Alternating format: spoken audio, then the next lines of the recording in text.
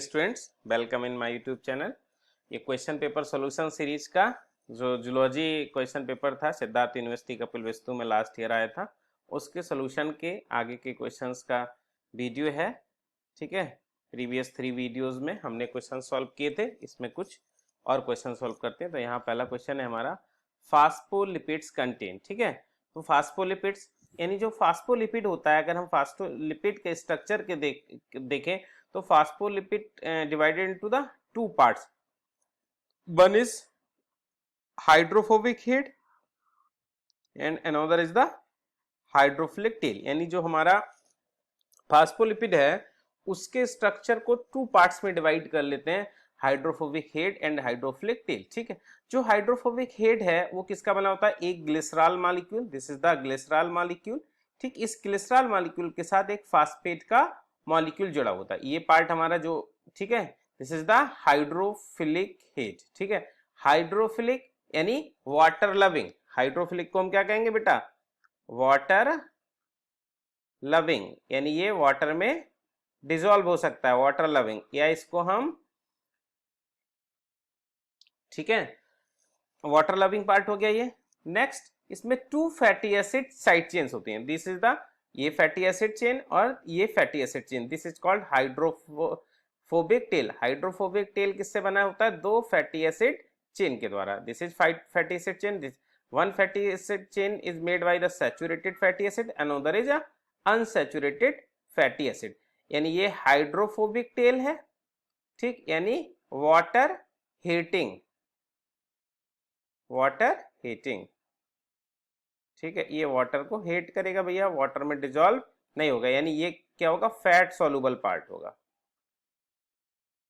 ठीक है, तो यहां पर देख लीजिए, phospholipid contains hydrophobic head and hydrophobic tell, hydrophilic head and hydrophobic tell. तो हमारा हेड कैसा है? हाइड्रोफोबिक है, और टेल कैसी है?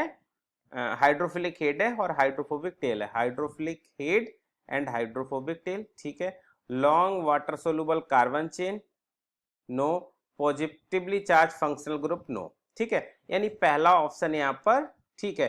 फास्फोलिपिड कंसिस्ट ऑफ या कंटेन्स हाइड्रोफिलिक हेड भैया, ठीक है, water loving head, hydrophilic head made up of glycerol, one glycerol molecule and one phosphate molecule, और हमारा हाइड्रोफोबिक टेल, ठीक है, made by the to fatty acid side chains. ठीक है, तो पहले क्वेश्चन का। अब नेक्स्ट है, which of the following amino acid is necessary to be taken in the diet. ठीक, तो जो हमारे अमीनो एसिड्स होते हैं उन अमीनो एसिड्स को हम टू कैटेगरी में डिवाइड कर लेते हैं, essential amino acid and non essential amino acid. Essential का मतलब ये बेटा, ये अमीनो एसिड्स हमारी बॉडी सिंथेसाइज नहीं करती है, तो ये जब हमारी बॉडी सिंथेसाइज नहीं कर रही है तो इनको डाइट में लेना जरूरी होता है on the basis of nutrition. ठीक है, यानी इनको एज ए न्यूट्रिएंट लेना इसेंशियल है, अगर हम नहीं लेंगे तो हमको डिफिशियंसी, कोई ना कोई डिजीज हो जाएगी। ठीक है, can not synthesized in the body and have to be taken in the diet. Essential amino acid को हमारी बॉडी सिंथेसाइज नहीं कर पाती है, तो इसीलिए इनको हमें डाइट में लेना जरूरी होता है। ये हमारे कौन कौन से हैं? Valine, isoleucine, leucine, lysine, मैथ्योनिन, phenylalanine, threonine and tryptophan. ठीक है, ये वैसे जो हमारा, अगर आप देखेंगे ना तो जो क्लासिफिकेशन है कुछ जगह आपको मिलेगा कि जो नॉन इसेंशियल है, नॉन इसेंशियल अमीनो एसिड का नंबर आपको 11 मिलेगा और इसेंशियल अमीनो एसिड का नंबर 9 मिलेगा। ठीक, तो हमारे जो इसेंशियल अमीनो एसिड है, कुछ इसेंशियल अमीनो एसिड ऐसे होते हैं जिनको हमारी बॉडी बना तो नहीं पाती है, लेकिन उनकी बहुत कम रिक्वायरमेंट होती है, हमारी बॉडी को वेरी लिमिटेड रिक्वायरमेंट होती है। ठीक है, तो उनको हम सेमी इसेंशियल अमीनो एसिड कहते हैं।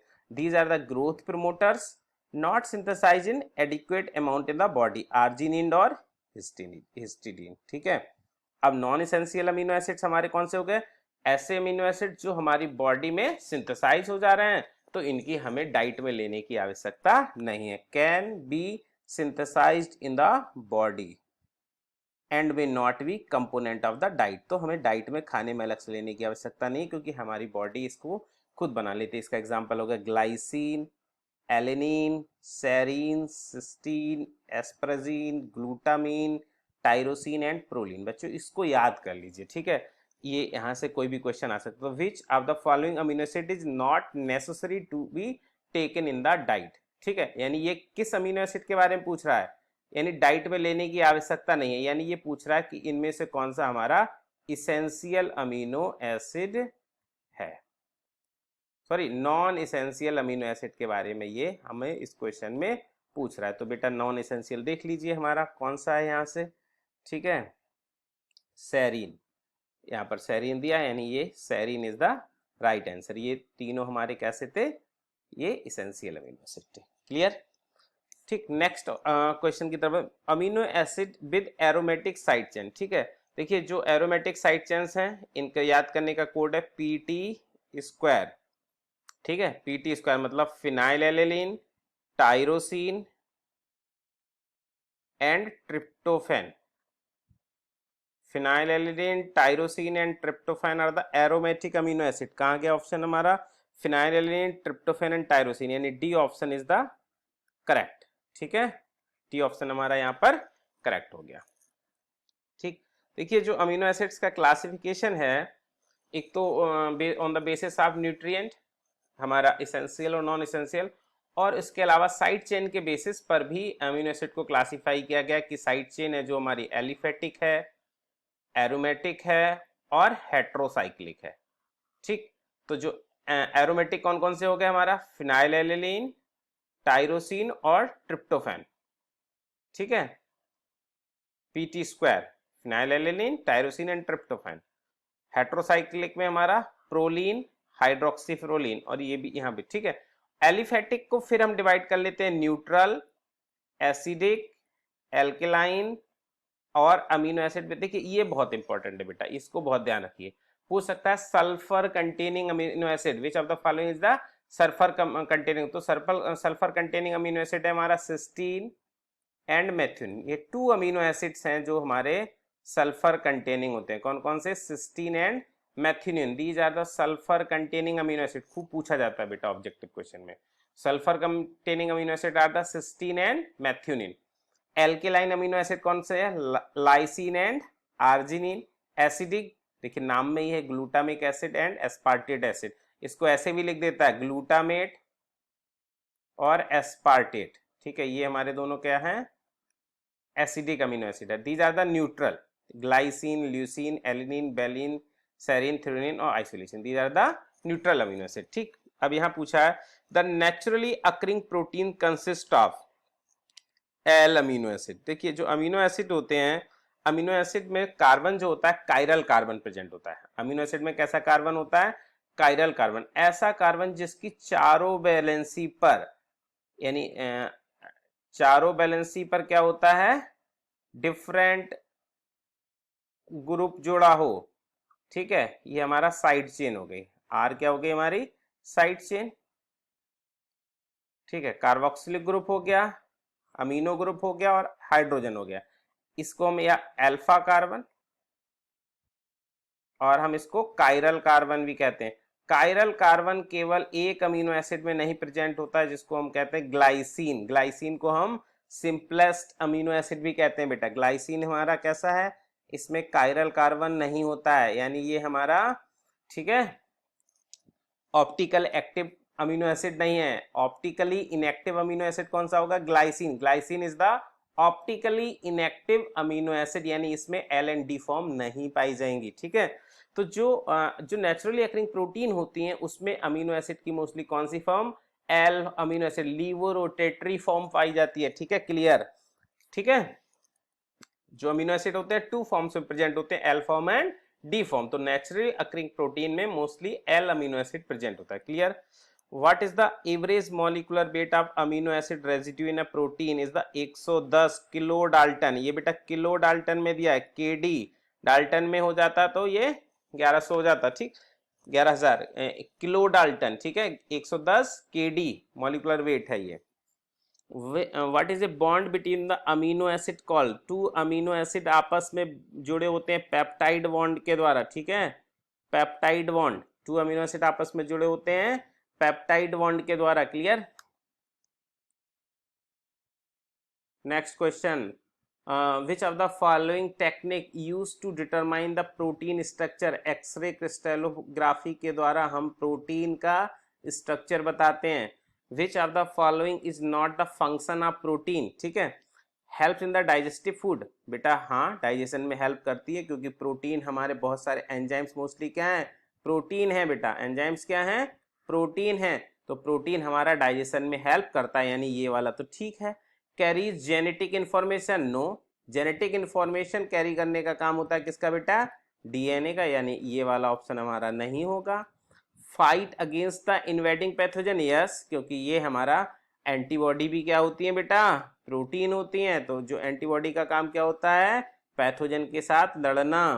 Helps in the transporting oxygen in the blood? Yes, haemoglobin, haemoglobin भी क्या है, हमारा प्रोटीन है जो ऑक्सीजन ट्रांसपोर्ट करने का काम है। पूछ कह रहा विच of the following is not the function of the protein, तो यहाँ पर हमारा बी ऑप्शन इज करेक्ट, ठीक है। जेनेटिक इंफॉर्मेशन कैरी करना प्रोटीन का काम नहीं होता, ये डीएनए का काम होता है। ग्लोब्यूलर प्रोटीन्स आर, ठीक है, ग्लोब्यूलर प्रोटीन्स का मतलब होता है बेटा ग्लोब्यूलर प्रोटीन्स, ठीक है, ग्लोब्यूलर प्रोटीन्स जो होती है हमारी कैसे, स्फेरिकल इन शेप, इस तरह से कैसी होती है, spherical in shape, spherical in shape, ठीक है। वाटर सोल्यूबल, कैसी होती हैं ये, वाटर सोल्यूबल होती हैं बेटा, पानी में डिसॉल्व हो जाएंगी, वाटर सोल्यूबल। और हाईली अनस्टेबल होते हैं, कैसी होती हैं, हाईली अनस्टेबल होते हैं, अगर इन्वायरमेंट में थोड़ा सा भी चेंज हो, यानी पीएच और टेम्परेचर में थोड़ा सा भी चेंज होने पर इन प्रोटीन्स का कन्फॉर्मेशन चेंज हो जाता है, क्योंकि ये ग्लोब्यूलर जो कन्फॉर्मेशन है this is due to the non covalent interactions, ठीक है। तो enzymes are the mostly enzymes are the globular proteins, enzymes are the globular proteins, ठीक है। हाईली अनस्टेबल, टेम्परेचर और पीएच में थोड़ा भी चेंज होगा तो ग्लोब्यूलर प्रोटीन्स का कन्फॉर्मेशन चेंज हो जाएगा। Globular proteins are soluble in water, B option is the correct. Next question, ठीक है, when few amino acids are joined by the few peptide linkage then it is known as oligonucleotide, oligopeptide। Oligo का मतलब होता है बेटा कम, ठीक है, अगर बहुत ज्यादा अमीनो एसिड्स हैं और उनमें पेप्टाइड बॉन्ड प्रेजेंट है तो हम कहेंगे उसको पॉलीपेप्टाइड। मोनोपेप्टाइड मतलब सिंगल, वन पेप्टाइड बॉन्ड, यानी दो अमीनो एसिड आपस में जुड़े हैं एक पेप्टाइड बॉन्ड के द्वारा तो मोनोपेप्टाइड। डाइपेप्टाइड का मतलब तीन अमीनो एसिड जुड़े हैं दो पेप्टाइड बॉन्ड के द्वारा तो डाइपेप्टाइड। ट्राई का मतलब चार अमीनो एसिड जुड़े हैं थ्री पेप्टाइड बॉन्ड के द्वारा तो ये ट्राइपेप्टाइड, यानी तीन पेप्टाइड बॉन्ड हो गए ना तो ट्राइपेप्टाइड कह दिया। ऑलिगो को पेप्टाइड का मतलब थ्री से ज्यादा, मतलब 8-10 पॉलीपेप्टाइड हैं हमारे पेप्टाइड बॉन्ड है तो ऑलिगो। पॉली का मतलब बहुत ज्यादा प्रेजेंट और प्रोटीन्स का मतलब मोर देन 1000, ठीक है, बहुत ज्यादा, ठीक, देन प्रोटीन्स कहते हैं उनको। This enzyme was the first isolated and purified in the form of crystals, ठीक है। तो जो first enzymes isolated and purified किया था क्रिस्टल की फॉर्म में यूरेज था, यूरेज, और इसकी खोज इसको किया था किसने, जेम्स सुमनर ने। किसने किया बेटा, जेम्स सुमनर ने फर्स्ट एंजाइम्स को आइसोलेट और क्रिस्टलाइज्ड किया था 1926 में यूरेज एंजाइम को, ठीक है। This statement about enzyme is true. Enzyme accelerate the reaction by lowering the activation energy. Yes. Enzymes are proteins whose three-dimensional form is the key to their function. Yes. जो proteins का three dimensional structure ही उसका function होता है, active site provide कराता है।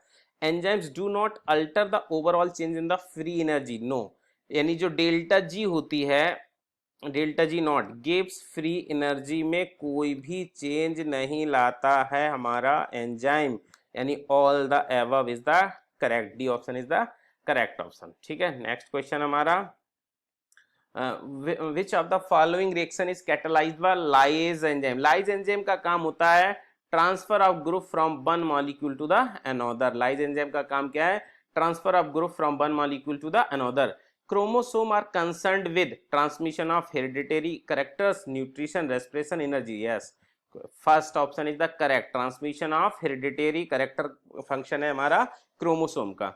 The catalytic efficiency of two distinct enzyme can be compared on the base of the following factor। इसका option होगा ए, Km। Km is the right option। Km क्या होता है बेटा? Km is the है concentration of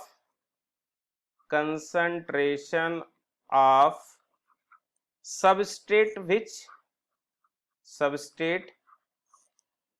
which permits the enzyme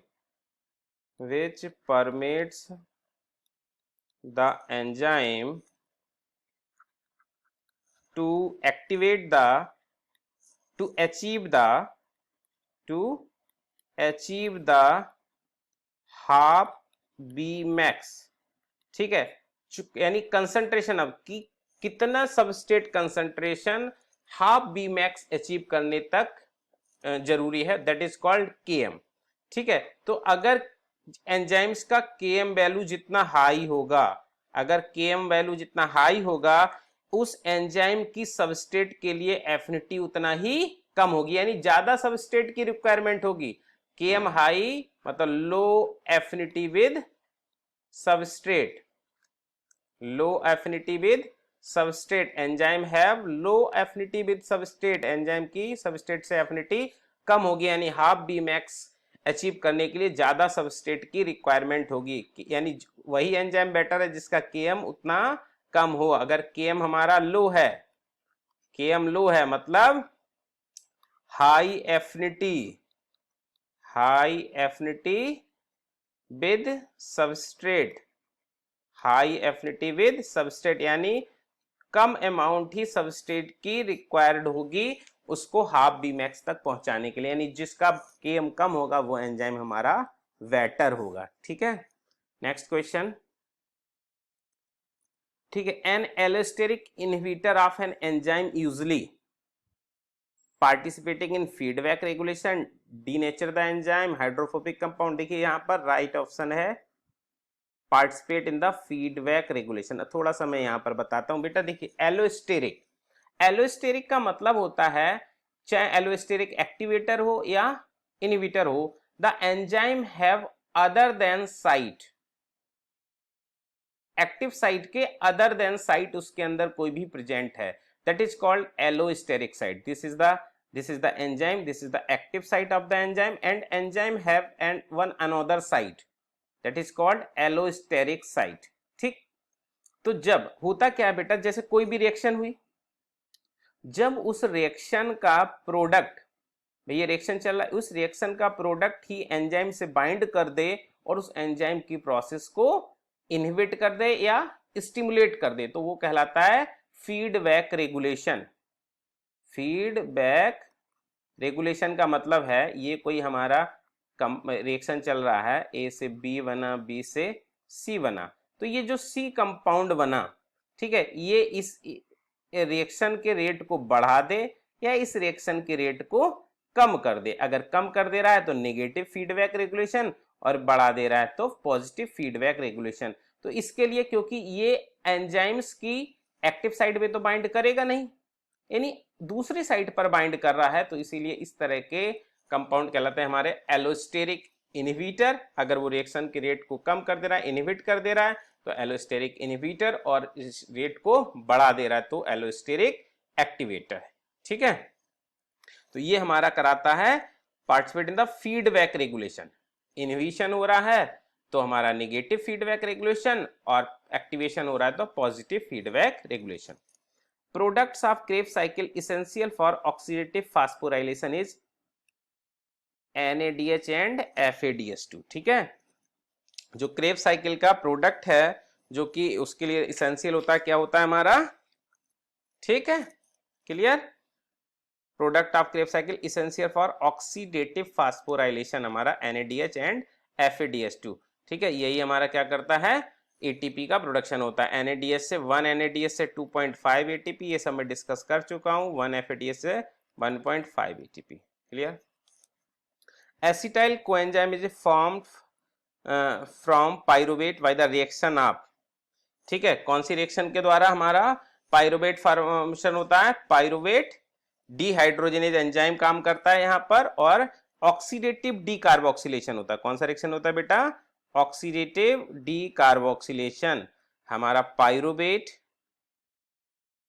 pyruvate से बनता है क्या, एसिटाइल कोएंजाइम ए, यहां पर एंजाइम जो काम करता है PDC, pyruvate dehydrogenase complex, pyruvate dehydrogenase complex, और यहां पर हमारा बनता है NADH, ठीक है, NADH का TH2 का फॉर्मेशन होता है, ठीक है। तो यहाँ पर हमारा ऑक्सीडेटिव डीकार्बोक्सिलेशन यानी 1 CO2 मॉलिक्यूल भी यहाँ पर निकलेगा, डीकार्बोक्सिलेशन हो रहा है, ठीक है।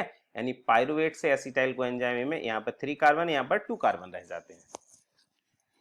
Next question, ATP synthesis is powered by, ये मैं बता चुका हूं, प्रोटॉन मोटिव फोर्स जनरेट होता है, प्रोटॉन ग्रेडियंट बन जाता है हमारा, ठीक है, जो हमारी इंटर माइटोकॉन्ड्रियल इंटरमेम्ब्रेन स्पेस में प्रोटॉन मोटिव फोर्स जनरेट होता है। वो प्रोटॉन ग्रेडियंट क्या कराता है, हमारा जो ATP सिंथेज एंजाइम है उससे ATP की सिंथेसिस कराता है। तो प्रोटॉन ग्रेडियंट या PMF, प्रोटॉन मोटिव फोर्स, ये लास्ट वीडियो में मैंने डिस्कस किया था। Which enzyme catalyse the conversion of pyruvate to oxaloacetate, ये रिएक्शन कैटालाइज कराता है हमारा pyruvate carboxylase enzyme. This is the first step in gluconeogenesis, ये ग्लूकोनियोजेनेसिस का फर्स्ट स्टेप है। ग्लूकोनियोजेनेसिस का मतलब है formation of glucose other than carbohydrate source, ठीक। देखिए ये पाइरुवेट है, इस पाइरुवेट से पर रिएक्शन हुआ पाइरुवेट कार्बोक्सिलेज एंजाइम का, और बन गया हमारा ऑक्जेलो एसीटेट। इस ऑक्जेलो एसीटेट पर रिएक्शन होता है फास्फोइनॉल पाइरुवेट कार्बोक्सीकाइनेज एंजाइम, और बन जाता है फास्फोइनॉल पाइरुवेट। फास्फोइनॉल पाइरुवेट बहुत सारी स्टेप में बन जाता है फ्रक्टोज 1,6 फास्फेट, और फ्रक्टोज 1,6 फास्फेट से बनता है फ्रक्टोज 6 फास्फेट और ग्लूकोज। ये पूरा प्रोसेस कहलाता है ग्लूकोनियोजेनेसिस, यानी पाइरुवेट से ग्लूकोज बन जा रहा है, ठीक है, मल्टी स्टेप प्रोसेस है। This process is called gluconeogenesis. ये प्रोसेस कब होता है, जब ब्लड में ग्लूकोज का लेवल कम होने लगता है, तब हमारा जो ग्लूकागॉन का हार्मोन का सिक्रीशन होता है अल्फा सेल्स ऑफ पैनक्रियाज, और वो इस प्रोसेस को स्टिमुलेट करती हैं। Which hormone inhibit the gluconeogenesis, ठीक है, ग्लूकोनियोजेनेसिस भैया कब इनहिबिट होगी, जब ब्लड में ग्लूकोज का अमाउंट अच्छा खासा हो जाएगा, यानी इंसुलिन प्रोसेस। तो उस समय काम कौन करता है, इंसुलिन, ठीक है, यानी इंसुलिन इनहिबिट द ब्लड, यानी gluconeogenesis process inhibited by the insulin hormone, ठीक है। Major product of pentose phosphate pathway, pentose phosphate pathway या P पाथवे कहाँ होता है बेटा, साइटोसोल में होता है, सेल के साइटोसोल में, जहां हमारा ग्लाइकोलिसिस के पैरेलल होता है, ठीक है। और इसके जो मेन प्रोडक्ट हैं राइबोज 5 फास्फेट और NADPH, राइबोलोज 5 फास्फेट और NADPH, ठीक है, these are the ribulose 5 phosphate and NADPH। Ribulose 5 phosphate का यूज किया जाता है DNA और RNA बनाने में। राइबोलोज 5 फास्फेट का यूज होता है DNA और RNA बनाने में। NADPH का हमारा अदर मेटाबोलाइट्स के फॉर्मेशन में रोल प्ले करता है। P पाथवे कहाँ हो रहा है बेटा, हो रहा है ये हमारा साइटोसोल में, ठीक। कौन कौन सा यहाँ पर मेजर प्रोडक्ट बन रहे हैं इसके, राइबोलोज 5 फास्फेट या राइबोलोज और NADPH। NADH नहीं बनता, NADPH, ध्यान रखिए, this is the very peculiar point. NADPH बनता है, NADH नहीं बनता, इसको बहुत ध्यान रखना है बेटा, ठीक है, ठीक है। तो ये आपका क्वेश्चन पेपर सॉल्व हो गया। तो like, share and subscribe my channel and enjoy the video. Thank you.